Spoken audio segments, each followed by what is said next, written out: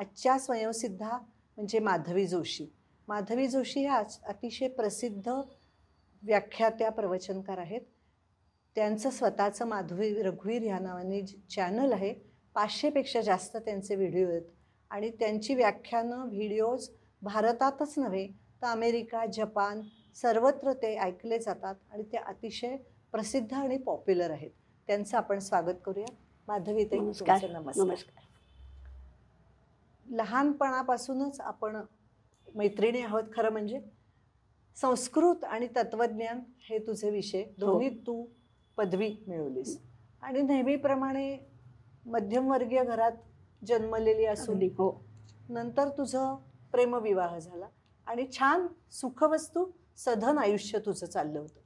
आणि 99 साली रघुवीर जोशी हे अचानक गेले आणि तुला तो मोठा धक्का होता आणि त्यानंतर तू अध्यात्माकडे वळलीस. खरं म्हणजे तुझे आजोबा सतत गीता म्हणत असत. खासनीस, तुझं माहेरचं नाव निलिमा खासनीस, तर ते तुझ्या कानावर सतत पडत होतं, पण तू त्या गीतेकडे कधी वळली नव्हतीस. आणि आपल्याकडे कसा समज आहे की अध्यात्म म्हणजे म्हातारपणी रिटायर झाल्यावर दुसरा काही उद्योग नाही तेव्हा करायची गोष्ट आहे. तर ह्याबद्दल तू आधी काहीतरी आम्हाला सांग. अध्यात्म म्हणजे केवळ देवदेव नाही, अध्यात्म म्हणजे केवळ म्हातारपणी करण्याची गोष्ट नाही. त्यामुळे अध्यात्म खरं म्हणजे अध्यात्म म्हणजे काय आहे तर आपला जन्म होतो तो मातेच्या पोटी. माता हे आपली तिथनं सुरुवात असते आणि मृत्यूनंतर आपल्या देहाची होते ती माती. माता आणि माती या दोन्ही मधलं जे अंतर आहे म्हणजे जो एक वेलांटीचा फरक आहे ते म्हणजे खरं आपलं जीवन आहे. आणि या जीवनाचा शोध कसा घ्यायचा याला खरं तर अध्यात्म म्हटलेलं आहे. अगदी लहान मुलं सुद्धा प्रश्न विचारतात की मी कोण आहे, मी कुठून आलो. तोच प्रश्न अध्यात्मामध्ये कोहम असा विचारला जातो आणि या कोहमला उत्तर आहे सोहम. सोहम म्हणजे ते परतत्व जे आहे तेच मी आहे, ते परब्रह्म म्हणजेच मी आहे, सोहम. त्यामुळे कोहम पासूनची सोहम पर्यंतची जी वाटचाल आहे तो खरं अध्यात्माचा प्रवास आहे किंवा जीवाकडून शिवाकडचा जो प्रवास आहे ते अध्यात्म आहे. अध्यात्म म्हणजे वेगळं काही नाही किंवा म्हातारपणी देवदेव करायचा, जप करायचं, देवदर्शन, तीर्थयात्रा करायची, हे अध्यात्म नाहीच आहे.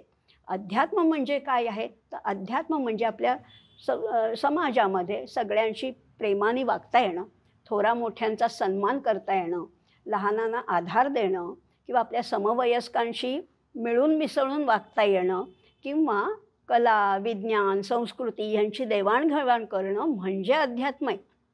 आणि या अध्यात्माला आपल्याला जर का उत्तम मार्गदर्शन मिळालं तर ते अध्यात्म आपण उत्तम तऱ्हेने आचरणात आणू शकतो, असंही खरं तर अध्यात्म आहे. म्हणजे बघा आपण एखादं यंत्र घेतो, हो की नाही, आपण एखादं वॉशिंग मशीन घेतो, TV घेतो किंवा कार घेतो. असं कुठलंही यंत्र घेतल्यानंतर आपल्याला त्याच्याबरोबर एक माहितीपत्रक मिळतं की ही कार अशी चालवा, हवेचा दाब एवढा ठेवा, पेट्रोल हे वापरा किंवा हा स्पीड ठेवा तर ही गाडी उत्तम चालेल. मग आता हा मनुष्य देह म्हणजे एक यंत्रच आहे ना, आणि हे यंत्र जर का उत्तम रीतीने चालायला पाहिजे असेल तर त्याच्यासाठी एक माहितीपत्रक पाहिजे, काहीतरी मॅन्युअल पाहिजे. आणि ते मॅन्युअल म्हणजे हे अध्यात्म आहेत. आपले सगळे ग्रंथ किंवा प्रस्थानत्रयी ज्याला आपण म्हणतो, म्हणजे अगदी 4 वेद आहेत, ब्रह्मसूत्र आहे, भगवद्गीता आहे, हे खरं तर आपलं मॅन्युअल आहे की उत्तम जीवन कसं जगायचं हे खरं अध्यात्म आहे. आणि त्याचं जर का अवलोकन केलं आणि त्याप्रमाणे आचरण केलं तर आपलं जीवन सुखी होईल. थोडक्यात काय आहे, अध्यात्म म्हणजे वेगळं काही नाही आहे, प्रपंच सोडायचा नाही आहे, साधं सरळ सोपं सहज जगता येणं म्हणजे अध्यात्म आहे. इतकी सोपी आणि इतकी सुंदर व्याख्या या अध्यात्माची आहे. त्यामुळे त्याचा बाऊ करण्याची काहीच गरज नाही आहे. लोकांनी उगीच त्याचा बाऊ केलाय, काहीतरी अवघड करून ठेवलंय. खरंच आहे. आणि अध्यात्म मी तू सांगितलंस त्यावरून मला असं वाटतंय सद्वर्तन, बरोबर, सदाचरण, सत्यवचन, एकमेकांना मदत करणं. आपले सगळे साधू संत महात्मे कुठल्याही ते धर्माचे हेच सांगतात.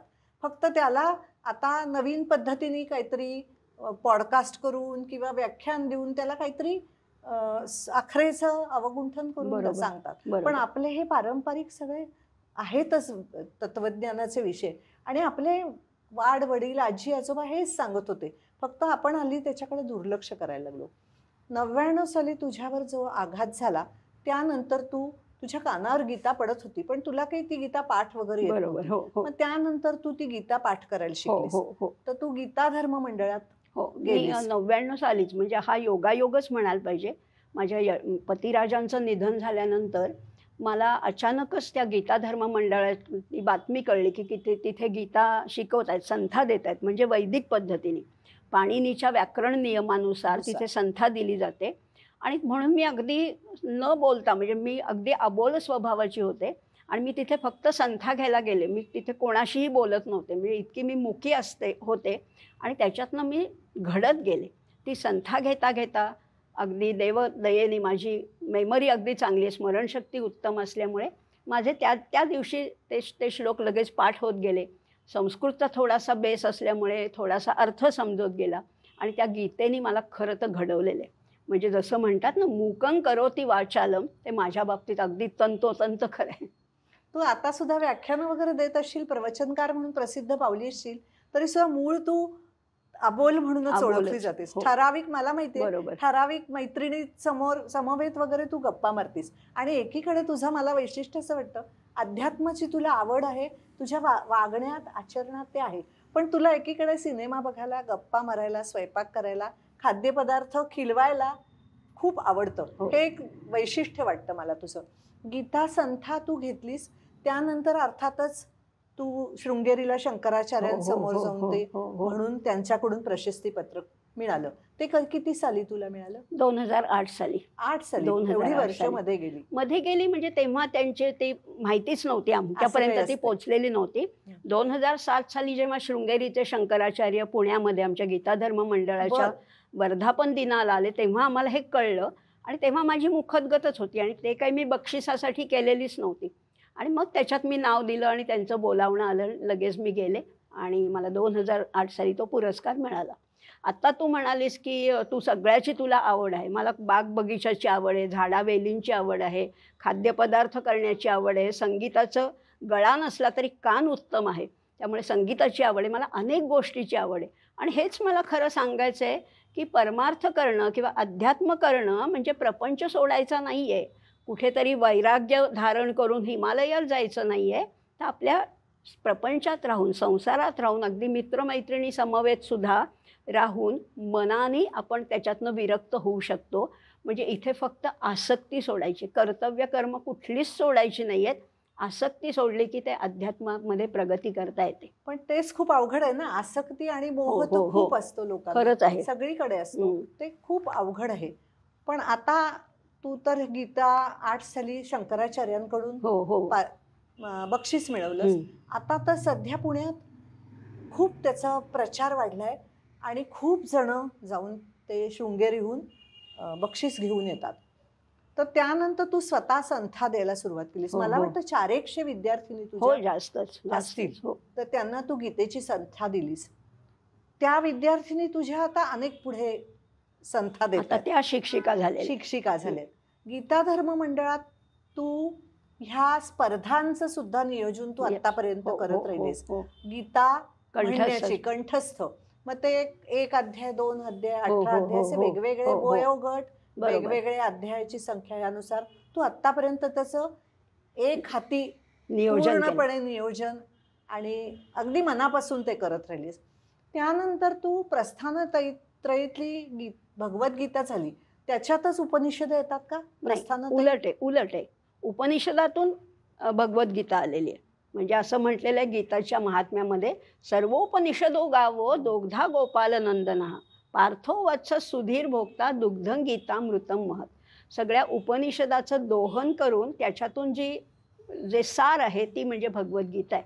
त्यामुळे उपनिषदातून गीता आलेली असली तरी प्रस्थानत्रयीमध्ये उपनिषद वेगळी, भगवद्गीता वेगळी आणि ब्रह्मसूत्र वेगळं. प्रस्थानत्रयी 3 आहेत, उपनिषद, गीता आणि ब्रह्मसूत्र. बरोबर. तर तू उपनिषदाकडे कशी काय वळलीस? म्हणजे मला आता त्या गीतेचा शोध, कुठेही आपल्याला जेव्हा आपण उगमाकडे जातो, सोर्सकडे जातो, तेव्हा त्याचा आनंद मिळतो. भगवद्गीता मुखोद्गत झाली, ती सहज झाली. मी कधीही असं म्हटलं नाही की मी भगवद्गीता पाठ केली, ती माझी झाली आणि ती खरंच योगेश्वराच्या कृपा आणि तुला अतिशय स्मरणशक्ती आहे, त्यामुळे झाली. म्हणजे आपोआप झाली, अगदी विना कष्ट झाली, विना सायास झाली. त्यामुळे ती झाल्यानंतर ती आली कुठनं, त्याचा आणि उपनिषदाशी काय साम्य आहे याचा मला एक छंद लागला. आणि डॉक्टर अंशुमती दुनाखे यांच्याकडे मी उपनिषदाचा अभ्यास करायला जायला लागले. आणि 3-3.5 वर्षामध्ये माझी 11 उपनिषदांचा अभ्यास त्यांच्याकडे झाला. आणि तोही मी पूर्ण माझ्या लिखाणावर अतिशय भर असल्यामुळे ते सगळं मी लिहून काढलं. आणि लिहिता लिहिता तेही माझं मुखोद्गत बऱ्याच प्रमाणात झालं. आणि मग त्याची मी इतर माझे काही 4 जवळच्या विद्यार्थ्यांना त्याचाही अभ्यास म्हणजे त्याचं थोडं अध्यापन करायला सुरुवात झाली. असं उपनिषदाचाही माझा बऱ्याच प्रमाणात अभ्यास झाला. पूर्ण झाला असं नाही म्हणणार. एकूण उपनिषद किती आहेत? एकूण पुष्कळ आहेत, 200च्या वर उपनिषद बरं, आहेत. पण 11 उपनिषदही प्रमुख आहेत. मुख्य आहेत. प्रमुख आहेत. ती ईश, तू- केन, कठ, प्रश्न, मुंडक, मांडुक्य, ऐतरेय, तैतरेय, छांदोग्य, बृहदारण्यक आणि श्वेताश्वतर अशी 11 उपनिषद प्रमुख आहेत. आणि तू खरं म्हणजे एवढी अबोल स्वभावाची असून व्याख्याती कशी काय झालीस? खरं तर कुठून तुला तो योग आला? असंच असतं. खरं म्हटलं ना तर जितकं आपण कमी बोलू ना तितकी वाचायची शक्ती वाढत जाते किंवा वाचा सिद्धी प्राप्त होते. भगवद्गीतेमध्ये म्हणा किंवा उपनिषदामध्ये म्हणा वारंवार असं सांगितलेलं आहे की विविक्त देश सेवित्व. फार माणसात राहिलं ना की आपल्या त्या माणसांच्या ज्या व्यथा वेदना समस्या असतात त्या आपल्याला येऊन चिकटतात. जितकं तुम्ही एकांतवासात राहाल, अंतर्मुख आपण व्हायला पाहिजे. आणि अंतर्मुख झाल्यानंतर आत्म्याशी संवाद साधला जातो. आपण काय करतो, बाहेर जगाशी पुष्कळ संवाद करतो. ह्याला फोन कर, त्याला फोन कर, शेजारणीशी गप्पा मार, असं आपण पुष्कळ आत्म्याशी संवाद करण्याऐवजी आपण बाह्य जगाशी बाह्य जरा जरुरीपेक्षा जास्तच जास्तच हल्ली. होतो. आणि मग त्यामुळे काय होतं, ते विचारचक्र आपलं तुटत जातं. त्यामुळे ह्या आपल्या विचाराशी आपल्या सतत तो आत्मशोध घ्यायचा आहे, आत्मज्ञानाचा शोध घ्यायचा आहे. तो फक्त एकांतात साधला जातो आणि मौनामध्ये साधला जातो. त्यामुळे मौनाचं तर सगळ्या संतांनी आपल्याला सांगितलेलं आहे. आमचे समर्थ तर म्हणतात, न बोले मना राघवे वीण काही, जनी वाऊगे बोलता सुख नाही. आमचे आचार्य म्हणतात, न तू वृथा वाक्यम समुच्चार्यता. त्यामुळे मौनाचं महत्त्व फार आहे. आणि जितकं मौन पाळाल तितकं आत्म्याशी रिव्हील होत जातो. म्हणजे आत्म्याशी आपला संवाद वाढला की मग आत्मज्ञान किंवा आत्मविद्या किंवा आत्मशोध लागतो. अजून मला लागलाय असं मी अजिबात म्हणणार नाही, पण त्या दिशेने माझे निश्चितच प्रयत्न चालू आहेत.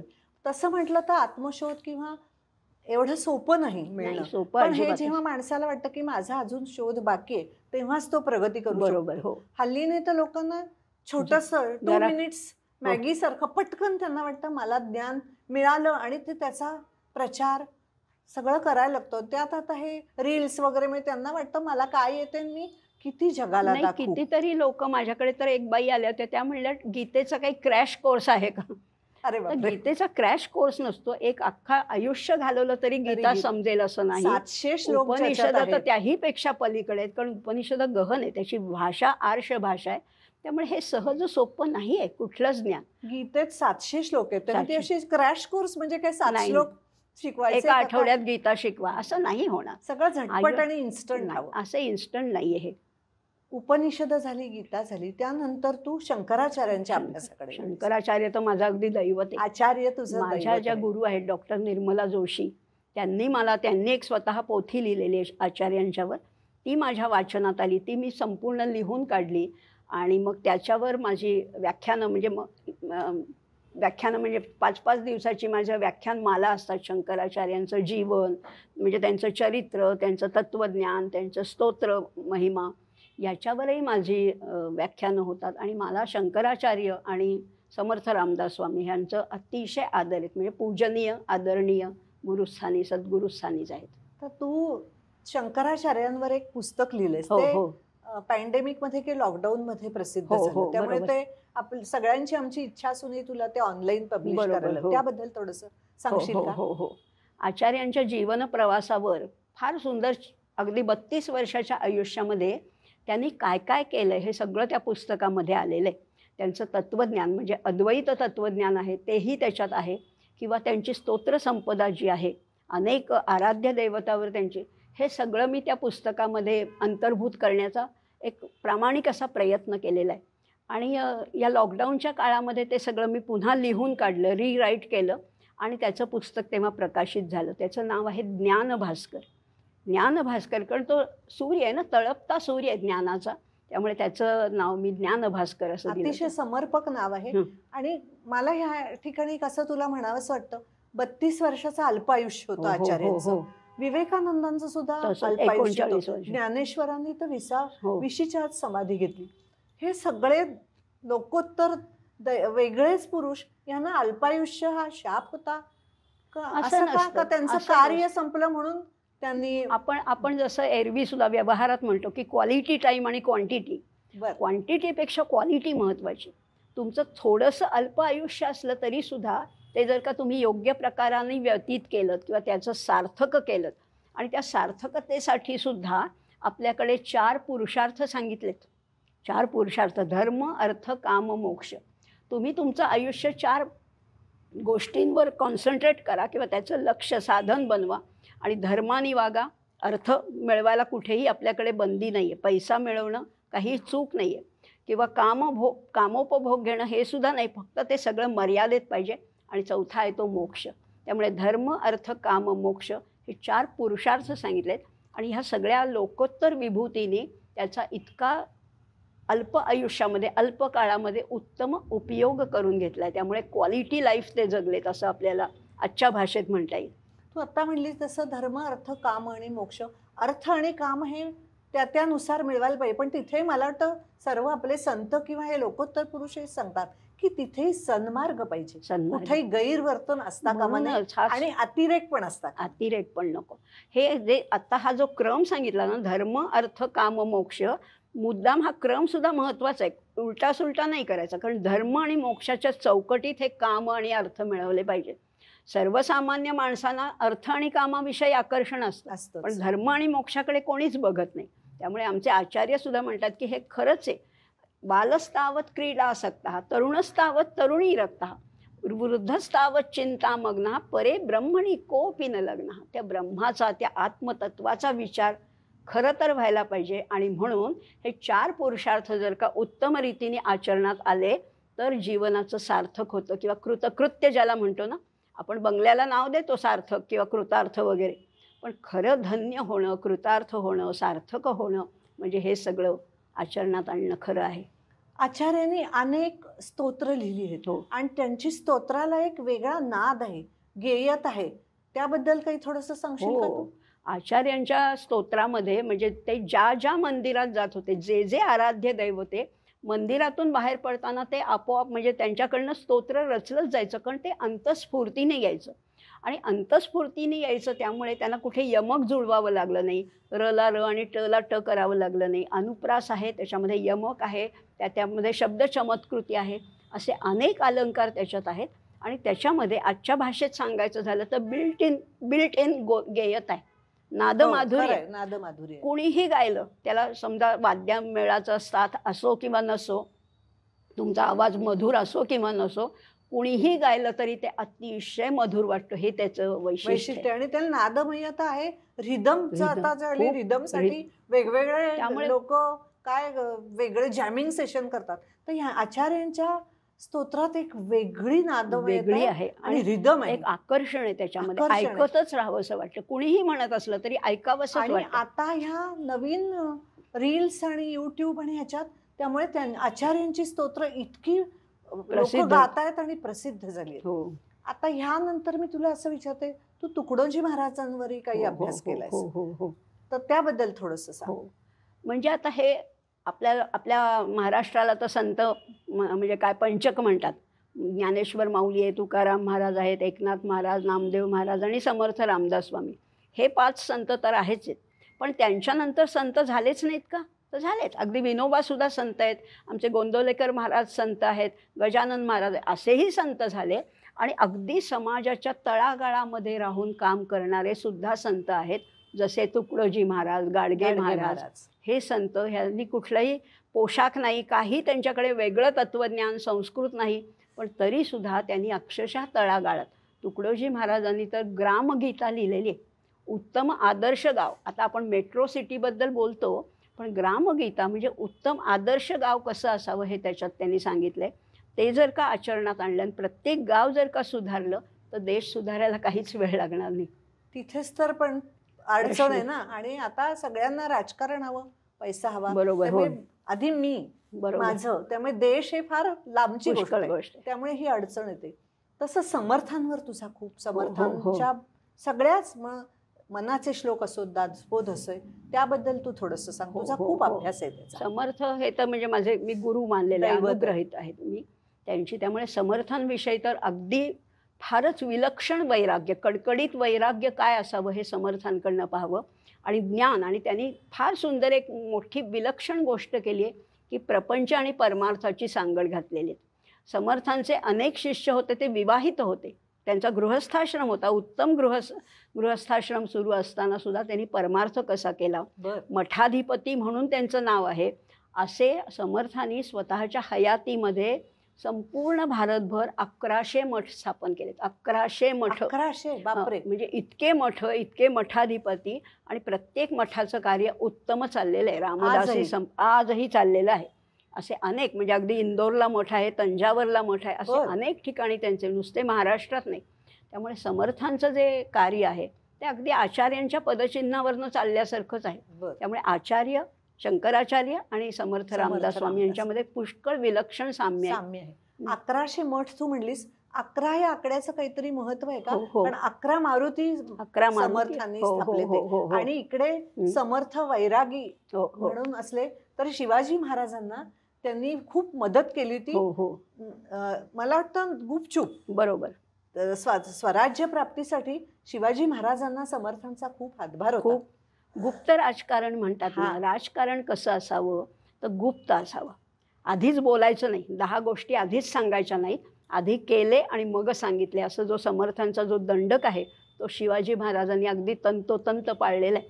त्यामुळे 11 या संख्येचं महत्त्व अध्यात्माच्या दृष्टीने पण खूप वेगळं आहे. काय आहे 11 संख्या तर 5 ज्ञानेंद्रिय, 5 कर्मेंद्रिय आणि 11वं मन. हे 11ही इंद्रिय जिथे लावायचे असा 11 आकडा आहे तो. त्यामुळे 11 आकड्याचं फार विलक्षण महत्त्व आहे. समर्थांनी त्या 11वर खूप भर दिलाय. 11 मारुती, 11 हे, किंवा आपण एकादशी म्हणतो तेही त्याच्यातलंच आहे. एकादशी इंद्रिय त्या परमेश्वराकडे लावणं म्हणजे एकादशी ऍक्च्युली. तू मनाच्या श्लोकावरही बोलतेस, दासबोधावर बोलतेस, आणि कशावर समर्थांच्या? आत्माराम. आत्माराम हा अद्वैत ग्रंथ आहे. दासबोध हा प्रापंचिकांना मार्गदर्शन करणारा आहे. मनाचे श्लोक हे लहानपणापासून मुखोद्गत जर का असतील, अर्थात मनाचे श्लोक सोपे नाही आहेत. आपल्याला वाटतं लहान मुलांचे आहेत, म्हणजे सोपे नाही आहेत, पण लहान मुलांनी आधी पाठांतर करावं, कारण त्या मनाच्या श्लोकामध्ये उपनिषदातलं सगळं ज्ञान भरलेलं. पण आत्माराम ग्रंथ हा किंचित गहन आहे, किंचित कठीण आहे. आत्माराम नावाचाच आत्माराम नावाचाच ग्रंथ आहे, कारण हा आत्माराम आहे ना. आपल्या अंतरात्म्याला त्यांनी आत्माराम म्हटलेलं आहे. त्याचा शोध घेणं हे आत्माराम त्याचं आहे. थोडासा गहन आहे, पण गहन असल्यामुळेच तो त्याच्याकडे फारसे लोक वळत नाहीत. पण जर का आत्मारामाचा अभ्यास झाला, जसं माऊलींचं सुद्धा तसंच आहे. ज्ञानेश्वरी हा ग्रंथ प्रचलित आहे किंवा लोकमान्य आहे, लोकांना परिचित आहे, पण त्या मानाने त्यांचा अमृतानुभव हा कमी आहे. तसंच दासबोधापेक्षा आत्माराम थोडा कमी वाचला जातो, पण आत्मारामामध्ये अद्वैत तत्वज्ञानाचं रहस्य खरं तर सांगितलेलं आहे. आत्मारामाबद्दलही तुझी व्याख्यान होता. हो. तुकडोजी महाराजांबद्दल होता, ग्रामगीता. आणि मी उल्लेख करायचं राहिलेले काही कुठले विषय आहेत का? तू लोकमान्य टिळकांच्या गीता रहस्यावर अभ्यास केला होता. हो. गीता रहस्य हा तर विलक्षणच ग्रंथ आहे. म्हणजे लोकमान्यांनी ब्रिटिशांच्या कारकिर्दीमध्ये मंडालेच्या तुरुंगात हा ग्रंथ लिहिलेला आहे. आणि तो सुद्धा फार प्रतिकूल परिस्थितीमध्ये, म्हणजे तिथे त्यांना कागद मिळत नव्हते, तिथे पेन्सिली मिळत नव्हत्या, तिथे टोक करून मिळत नव्हतं, तरीसुद्धा केवळ आपल्या स्मरणशक्तीवर त्यांनी तो सगळा ग्रंथ लिहिला. आणि जेव्हा त्यांची मुक्तता करण्यात आली मंडालेच्या तुरुंगातून, त्यांना मोकळं केलं, तेव्हा ब्रिटिशांनी ते सगळे कागद जप्त केले, त्यांचं लेखन होतं ते जप्त केलं. पण तरीसुद्धा लोकमान्य टिळक मागे हटले नाहीत. तेव्हा बाकीचे लोक जरा म्हणाले की अहो, आता तुम्ही एवढं लिहिलेलं सगळं त्यांनी जप्त केलं, आता वाया गेलं. ते म्हणाले काही नाही, माझ्या डोक्यात ग्रंथ आहे, मी आत्ता पुन्हा बसून लिहून काढीन. आणि पुनश्च हरिओम आपण जे म्हणतो ना वाक्प्रचार, ते तो टिळकांचा आहे, लोकमान्य टिळकांचा. पुनश्च हरिओम मी पुन्हा लिहून काढीन. इतकी जिद्द ही साठी उलटलेल्या माणसाची होती, आणि त्यांनी तेच केलं, तसं केलं. आणि म्हणूनच हे युगपुरुष काही लोकोत्तर लोक होते. आणि आपल्याला आता आज पुष्कळ लोकमान्य टिळक असोत, सावरकर असोत, विवेकानंद यांचा उदो होतोय, पण आपण तेवढं त्यांना न्याय देत नाही आहोत हो. असं दुर्दैवाने म्हणावं दुर्दैवाने. हो. पण तरी तुझ्यासारखी खूप लोक आज काहीतरी व्याख्यानं देत आहेत, बरोबर. युट्यूब चॅनल चालवत आहेत, त्यामुळे लोकांपर्यंत पोचते. आणि मी असं बघितलंय, तुझे मध्यवयीन तर आहेतच हो, चाहते, हो. पण तरुण मंडळी तरुण पण सुद्धा आहे. तुझी खूप व्याख्यानं आणि पॉडकास्ट नाही म्हणता येणार, तुझी चॅनल ऐकतात. हा बरोबर. भारतीय गोवंशाच्या गायी संबंधी सुद्धा काहीतरी अभ्यास केला. खरं सांगू का, आपलं भारतीय तत्वज्ञान इतकं विलक्षण आहे की जगामध्ये त्याला तोड नाहीये. आपलं हे तत्वज्ञान हे केवळ शब्दशास्त्र नाही, शब्द पांडित्य नाहीये, ते आचरणात आणण्याचं शास्त्र आहे. आपले पूर्वीचे ऋषीमुनी कसे होते? बुद्धिमान होते, चलाक होते आणि काटक होते, तुडतुडीत होते, कारण ते गायीच्या दुधावर. आणि गाय, देशी गाय, भारतीय वंशाची गाय हा फार मोठा एक मुद्दा आहे. आणि ज्याला आता परदेशात मान्यता मिळाली आहे. ब्राझीलमध्ये, तुला कल्पना नसेल, अनेक आपल्या गायी ब्राझीलमध्ये नेलेल्या आहेत. मेक्सिकोमध्ये आपल्या गायी आहेत आणि भारतात आपण जर्सी गायीचं वापरतो. त्यांनी इथून ते गोवंश नेऊन तिथे त्याची वाढ केलेली आहे. हो. पण गायीच्या दुधामध्ये जे आहे ना, एक गाय असेल घरात तर सगळं घर निरोगी राहू शकतं, असं गोवंशाचं आहे. त्याचा एक वेगळा अभ्यास आहे, तोही आहे. आता तू म्हणालीस की तू माझ्या बोलण्यात एखादा राहिला असेल विषय, तर तो मी एक सुचवते की राष्ट्रयोगी अरविंद. राष्ट्रयोगी अरविंद हा एक फार वेगळा आणि अभ्यासाचा विषय. मला आठवलं तर मी म्हणणारच होते. योगी अरविंद, त्यांच्याबद्दल तुझा खूप अभ्यास आहे. त्याचा अभ्यास आहे, कारण त्यांचं भारतामध्ये कमी त्यांचं तत्वज्ञान प्रचलित आहे, पण परदेशामध्ये म्हणजे अगदी फ्रान्समध्ये, रशियामध्ये, अमेरिकेमध्ये सुद्धा योगी अरविंदांच्या तत्वज्ञानाचा अभ्यास केला जातो. फ्रान्स रशियात सुद्धा तिथे जास्त, आपल्यापेक्षा जास्त अभ्यास केला जातो. कारण ते पॉंडेचेरी हे फ्रेंच वसाहतीत येतं, त्यामुळे फ्रान्समध्ये तर फारच त्यांचा मोठ्या प्रमाणावर अभ्यास केला जातो. त्यांचं तत्वज्ञान आहे तर थोडंसं वेगळं आहे, आपल्याला थोडंसं पचनी पडायला किंचित कठीण असेल, पण जेव्हा अभ्यास करतो तेव्हा शेवटी आपल्याला हे लक्षात येतं की great main think alike. Great main think alike. सगळ्या मोठ्या माणसांचं जे विचार आहेत ते शेवटी एकाच मार्ग भिन्न असतील, पण म्हणजे अल्टिमेट डेस्टिनेशन आहे ते एकच आहे सगळ्यांचं. त्यामुळे हे बघून अतिशय आश्चर्य वाटतं, चकित होतो आपण, पण आनंदही वाटतो या सगळ्या. योगी अरविंद म्हणजे मला सुद्धा त्यांचं जेव्हा वाचलं, तुझी व्याख्यानं मी ऐकली, तर एक विलक्षण आहे त्यांचं. एकीकडे ते क्रांतिकारक होते, बॉम्ब बनवण्यासाठी करणारे, अचानक ते योगी झाले. म्हणजे हे खूप विलक्षण दोन दिशांचं त्यांचं अशी घडतात. अध्यात्म म्हणजे शेवटी खरं तर म्हटलं तर विरोधाभासच आहे. विरोधाभासामधलं जे सौंदर्य आहे ना, ते अध्यात्मात आपल्याला पाहायला मिळतं. म्हणजे अगदी भगवद्गीतेमध्ये सुद्धा मी म्हणते की देहातून आपल्याला बाहेर पडायचे का, देहबुद्धी ते आत्मबुद्धी करावी, तर देहाची जास्त काळजी घ्या, म्हणजे तुम्ही प्रयत्न शैथिल्याने त्या देहाच्या अतीत होऊ शकाल. तसंच हे योगी अरविंदांचे की ते क्रांतिकारक होते. त्या ब्रिटिशांची जी जुलूम जबरदस्ती होती त्याला कंटाळून त्यांनी क्रांतिकारक झाले आणि बॉम्ब बनवण्याचं शिक्षण त्यांनी स्वतः घेतलं. त्यांचा भाऊ जो होता त्यालाही त्यांनी हे शिक्षण घ्यायला सांगितलं. बॉम्ब बनवण्याचे त्यांचे बेत चालले होते, पण अचानक त्यांना साक्षात श्रीकृष्णाचं दर्शन झालं अलीपूरच्या तुरुंगात असताना. आणि त्या श्रीकृष्णाने त्यांना आदेश दिला की आता हे कार्य तू इथे थांबव, हे कार्य करण्यासाठी इतर लोक आहे, तुझं कार्य ह्याच्या पुढे योगाभ्यास हेच असणार आहे. आणि म्हणून तिथून ते पॉंडेचेरीला गेले आणि तिथे त्यांच्या योग अभ्यासाचा प्रसार त्यांनी केला. ते किती वर्ष? मला वाटतं खूप 40 वर्ष मौनात होते ते. 40 वर्ष त्यांनी क्षेत्र संन्यास घेतला होता. म्हणजे एकदा ते 1910 मध्ये तिथे पॉंडेचेरीला पोहोचले, त्याच्यानंतर 1950 पर्यंत ते पॉंडेचेरीच्या बाहेर पडले नाही. त्याला क्षेत्र संन्यास, एकाच जागी राहणं असं त्याला म्हणतात. आणि पूर्ण ते मौनात होते. मौनात असले तरी मग त्यांनी त्यांच्या तत्वज्ञानाचा प्रसार कसा झाला, तर पत्रव्यवहाराच्या माध्यमातून. त्यांचे शिष्य त्यांना पत्र पाठवून काही शंका विचारायचे आणि हे व्यवस्थित त्याची समर्पक अशी उत्तरं त्यांना पाठवत होते. हा पत्रव्यवहारातूनच त्यांच्या तत्वज्ञानाचा प्रसार देशोदेशीमध्ये झालेला आहे. योगी अरविंदांच्या ज्या संस्था आहेत त्याबद्दल थोडं सांग, कारण तुझी तिथे अनेक वेळा व्याख्यानं. बरोबर. माझी तिथे 7-7 दिवसांची शिबिरं होतात. म्हणजे जिथे जिथे योगी अरविंदांचं, मुख्य तर पॉंडेचेरीला आश्रम आहे, पण त्या व्यतिरिक्त नैनितालला आहे किंवा ऋषिकेश आणि हरिद्वारच्या मध्ये रायवला म्हणून एक छोटंसं गाव आहे, तिथे वर्ल्ड टेम्पल म्हणजे सगळे देशोदेशीचे पर्यटक येतात तिथे आणि विचारवंत येऊन तिथे अभ्यास करतात, ते आहे. नंतर गोव्याला एक त्यांचं सेंटर आहे, किंवा पॉंडेचेरीला तर आहेच आहे. अशा अनेक दिल्लीत पण आहे. ठिकाणी, दिल्लीमध्ये आहे, अनेक ठिकाणी त्यांचे आश्रम आहेत आणि तिथे शिबिरं चालतात आणि 9 भाषांमध्ये चालतात. रशियन आहे, फ्रेंच आहे, गुजराती आहे, बेंगॉली आहे, मराठी आहे, इंग्लिश आहे, अशा बरं. अनेक भाषांमध्ये शिबिरं तिथे चालतात. आणि असे तुझ्यासारखे अनेक व्याख्याते तिथे येतात, हो, हो, शिबिरं घेतात. हो. आणि मी ती काही शिबिरं तुझ्यामुळे तिथे सहभागी झाले आणि अत्यंत माफक दरात तिथे आपल्याला जायला हो, हो, मिळतं, हो, हो. राहणं खाणं, बरोबर. तुम्ही ते व्याख्यान ऐकायची आणि तिथली सोय इतकी सुंदर असते, सात्विक आहार असतो. बरोबर, अगदी सात्विक. आणि तुम्ही जेवल्यावर ताटली वाटी धुवून ठेवा. आणि शेवटी अध्यात्म म्हणजे काय, निसर्गाच्या तुम्ही जास्तीत जास्त जवळ जायला पाहिजे. निसर्ग हाच खरं तर अध्यात्म आपल्याला शिकवत असतो. त्यामुळे जसं बहिणाबाईंची गाणी आहेत, किती सुंदर त्याच्यामधनं संदेश दिला जातो.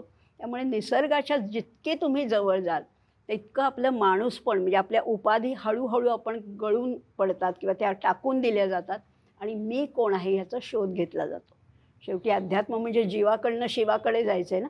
मी कोण आहे, सोहम, मी तोच आहे. सोहम कडून सोहम कडचा बरोबर, प्रवास, हा प्रवास हाच आहे, तोच प्रवास आहे. आहे.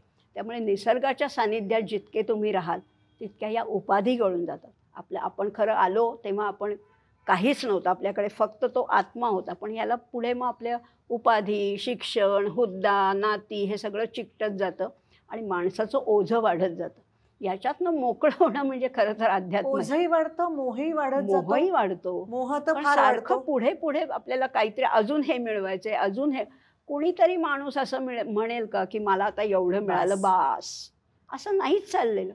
परत हाव वाढत जाते माणसाची. त्या हवेतनं खरं माणसाला काय लागतं, आमचे आचार्य म्हणतात, कौपीनवंत खलु भाग्यवंत. काहीही ज्यांच्याकडे काही नाही ना, किंवा भर्तृहरींनी सुद्धा म्हणून ठेवलेलं आहे की ज्याच्याकडे काही नाही तो सगळ्यात श्रीमंत आहे. सुखी माणसाचा सदरा पण यालाच म्हणू. पण आताच्या या 21व्या शतकात मोह आणि आसक्ती वाढतच चालली. ती कशी कंट्रोल करणार, कशी थांबवणार? नाही, ते फार तत्वज्ञान आणि अध्यात्माकडे वळायला पाहिजे. हे म्हणून तर म्हटलं मी, अध्यात्म हे म्हातारपणी करण्याची गोष्टच नाही. अगदी लवकरात लवकर तुमच्या जडणघडणीच्या वयात जितकं अध्यात्म, निदान काहीतरी चांगली व्याख्यानं ऐकायला पाहिजेत. आई वडिलांनी सुद्धा थोडं काही आध्यात्मिक किंवा घरातलं वळण आपण म्हणतो, शुभं करोती म्हणा, परवचा म्हणा, हे म्हणणं किंवा थोरा मोठ्यांचा आदर करणं, थोडं शेअर करणं एकमेकांशी, असं हे सगळं हल्ली विसरून जात चाललेलं आहे. त्यामुळे हे करणं म्हणजे सुद्धा अध्यात्मच आहे. शेअर करायला हल्ली मुलं एकच असतं किंवा नसतं, कोण कुणाजवळ शेअर करणार, तसंच आहे. त्यामुळे हल्ली आता नकार म्हणजे पचवता येणं सगळ्यात अवघड गोष्ट. त्यामुळे नैराश्य हे फार वाढत चाललंय. उठसूट कोणी छोटं मूल सुद्धा म्हणतं मला डिप्रेशन आलंय. डिप्रेशन हा शब्द सुद्धा आम्ही ऐकला नव्हता तेव्हा. आता ह्या लोकांना डिप्रेशन येत आहे. तर आता थोडक्यात म्हणजे अध्यात्माकडे सगळ्यांनी वळायला पाहिजे. तुझा हा जो प्रवास आहे तो हा 99 सालापासून अजूनही चालूच आहे. बरोबर. तर तू आणि मला असं माहितीये की ह्यातून तू अर्थार्जन काही करत नाही. तू काही कोणाकडून काही घेत नाहीस. तू लोकांना सांगतेस की मला काहीही देऊ नका, उलट दिलं तर तूच स्वतः तुझा मी बघतीये की तू खूप दानधर्मही करतेस. तर आता तू ह्या नव्या पिढीला काय सांगावंसं वाटेल तुला? आता ना ही सगळ्यांची जी चढाओढ चालली आहे ना, ती मिळवण्याची चालली आहे की मला किती जास्त मिळेल. ही चढाओढ खरं तर उलटी व्हायला पाहिजे, देण्याची चढाओढ व्हायला पाहिजे की मला किती देता आलं पाहिजे. नाहीतरी समाजाचंही ऋण आहे, गुरूंचं ऋण आहे, मातृपितृ ऋण आहे. हे ऋण फेडणं म्हणजे आपल्याला त्यांच्यामध्ये सामावून घेणं आहे. आपल्याला हे ऋण पुढे नेता आलं पाहिजे. त्यामुळे हे गुरूंचं ऋण कसं फेडणार, त्यांना काही पैसे देऊन, फी देऊन नाही, ते पुढच्या लोकांपर्यंत हे अध्यापन आपल्याला जे येत आहे ते दुसऱ्या पुढच्या पिढीपर्यंत पोहोचवणं हे आहे. समाजाने पुष्कळ आपल्यासाठी काही केलेलं आहे, ते समाज ऋण दानधर्मातनं फेडणं हे सुद्धा उत्तम करता येईल. त्यामुळे असं म्हटलेलं जातं, जीवने यावत आदानम स्यात् प्रदानं ततोधिकम इत्येषा प्रार्थनास्माकं भगवन् परिपूर्यताम. जेवढं मला मिळालंय त्याच्यापेक्षा जास्त मला देता यावं. ही किती घेण्यापेक्षा विलक्षण कल्पना, देण्याची माझी ओढ जास्त असायला पाहिजे आणि ही प्रार्थना माझी पूर्ण कर असं परमेश्वराला म्हटलेलं आहे. त्यामुळे ही दानाची चढावड असावी. अगदी पती पत्नीमध्ये सुद्धा तू मला किती दिलं आणि मी तुला किती दिलं ह्या कलह नको. उलट असं म्हणता यायला पाहिजे की तू मला खूप दिलंस, त्या मानाने मीच तुला कमी दिलं. अशी जेव्हा होईल तेव्हा प्रत्येक कुटुंब सुखी होईल, प्रत्येक परिवार सुखी होईल. त्यामुळे सुरुवात आपल्यापासूनच करायची. मी कसा मोठा होईन, मोठा म्हणजे बाकीच्या श्रीमंतीने पैशांनी नाही, मनाने विशाल व्हायचे. आज हृदय मम विशाल झाले, त्यात पाहुनी गगन लाजले, असं वागता यायला पाहिजे. आपलं हृदय विशाल करायचं आणि विशाल करत करत करत कुठपर्यंत जायचं आहे, तर त्या अगदी म्हणजे आपण सेंटरला असतो नेहमी. आपण स्वतःला केंद्रस्थानी खरं म्हटलं तर ठेवत असतो. हा केंद्रस्थान तेच राहणार आहे, पण त्याचा परीघ वाढवत जायचा आणि परीघ वाढवत वाढवत इतका वाढवत न्यायचा आहे की ब्रह्मांड भेदून तो पल्ल्यावर जाईल, इतका परीघ वाढवायचा आहे. म्हणजे त्याला मी नेहमी माझ्या आपल्या आत्ताच्या भाषेत असं म्हणते, सर्कल विदाऊट सर्कम्फरन्स. वा, हा परीघ वाढवला. आधी मी स्वतःला सुधारायचे म्हणजे मी काही बिघडलेली असं नाही, पण मला जे काही वेदोक्त कर्म आहेत ती मला उत्तम रीतीने आचरणात आणली पाहिजे. म्हणजे मी कुणाला आन्सरेबल आहे, मी फक्त परमेश्वराला आन्सरेबल. कारण जग दोन्ही बाजूनी बोलत असतं. तुम्ही कितीही चांगले वागलात तरी अगदी 98 माणसं तुमचं कौतुक करतील, पण 2 माणसं म्हणतील हे काय बरोबर नाही, निंदक असतातच. त्यामुळे हळूहळू मी फक्त देवाला आन्सरेबल आहे एवढंच लक्षात ठेवायचं. शास्त्रोक्त कर्म आपण उत्तम रीतीने करायचेत आणि आपल्या आचरणाने इतरांसमोर आदर्श घालून द्यायचा. खरं म्हटलं तर मग मी सुधारले, माझा परिवार सुधारला, माझा परिसर, माझं गाव, माझं राज्य, माझं राष्ट्र, असं करत करत विश्वापर्यंत आपल्याला खरं पोचता येईल. येणार नाही का? शक्य आहे, नक्कीच शक्य आहे. आपण आशा तर नक्कीच करू करू. पण हे विश्वची माझे घर, ऐसी ज्याची मती थोर, किंबहुना चरचर आपणची झाला, असं जे माऊलींनी म्हटले किंवा आमच्या संस्कृत सुभाषितामध्ये म्हटलंय, अयम निजहा परो वेती गणना लघुचेतसाम उदारचरितानांतु वसुधैव कुटुंबकम. माझं तुझं करायचंच नाही, हे माझं आणि हे तुझं. आपण सारख्या हद्दी घालतोय, सारखी सरहद्द करतोय. त्यामुळे ही सगळ्या हद्दी मोडून टाकायच्या. कारण परमेश्वरांनी जेव्हा ही पृथ्वी तयार केली तेव्हा अशा सरहद्दी नव्हत्या घातल्या. कुदरत ने तो बख्शी थी तुम्हें एक ही धरती, तुमने कहीं भारत कहीं ईरान बनाया, तू हिंदू बने या न मुसलमान बनेगा, इंसान की औलाद है इंसान बनेगा. त्यामुळे आपल्याला खरंच आहे या आपण फार बंधनं घालून घेतलीत, आपण फार उपाधीमध्ये जखडलोय स्वतःला. त्यामुळे जे गीता एकामध्ये म्हटलेलं आहे, धर्म जाती द्वेष सारे सगळे संपून जाऊ देत. आणि खरंच ही सगळी माणसाने माणसाशी माणसा सम वागणे. त्यामुळे सगळे हे द्वेष धर्म जाती हे सगळं संपून जाऊ दे, फक्त माणूस म्हणून उरणं हे खरं अध्यात्म आहे. आणि त्या परमार्थाकडे आपली वाटचाल असेल. निदान ह्या जन्मी मोक्ष मिळेल का नाही हेही माहिती नाही, प्रयत्न निदान 4-2 पावलं त्या दिशेने टाकणं हे सुद्धा या जन्माचं फलित आहे असं मला तरी वाटतं. नाही, ह्या सगळ्याकडे लोकांनी बघायला पाहिजे. आणि आता आपला जे पॉडकास्ट ऐकतील त्यांना लक्षात आलंच असेल, संस्कृत असो, मराठी असो, गीता असो, तू हिंदी पण त्याच्यात कबीरांचा उल्लेख करतेस, गदिमांचा आज आला नाही उल्लेख, पण गदिमा असो, तू हिंदी सिनेमातली गाण्यांचा उल्लेख आत्ताही केला, मराठी सिनेमातली जे अतिशय चपखल अशी तू उदाहरणं देतेस. हे तुला सरस्वतीचंच वरदान आहे. आणि नाही म्हणजे असंच मी म्हणेन. आणि आपला आता नवरात्र निमित्ताचाच हा पॉडकास्ट आहे, तर तुझं हे असंच तुझी आध्यात्मिक प्रगती अशीच होत राहू दे. आणि तू आज आमच्या इथे आलीस आणि अतिशय छान असं तू विचार सांगितलेस. त्यातनं काही आपल्या नव्या पिढीने अनेक काही घेतलं, कारण तू अतिशय प्रसिद्ध आहेस, तुझे खूप चाहते आहेत. त्या चाहत्यांना सुद्धा हे नक्की आवडेल. आणि तू आलीस ह्याबद्दल शाकुंतल कला मंदिर स्वयंसिद्धा ह्या पॉडकास्टतर्फे तुझं अत्यंत अभिनंदन आणि आभार. धन्यवाद. धन्यवाद.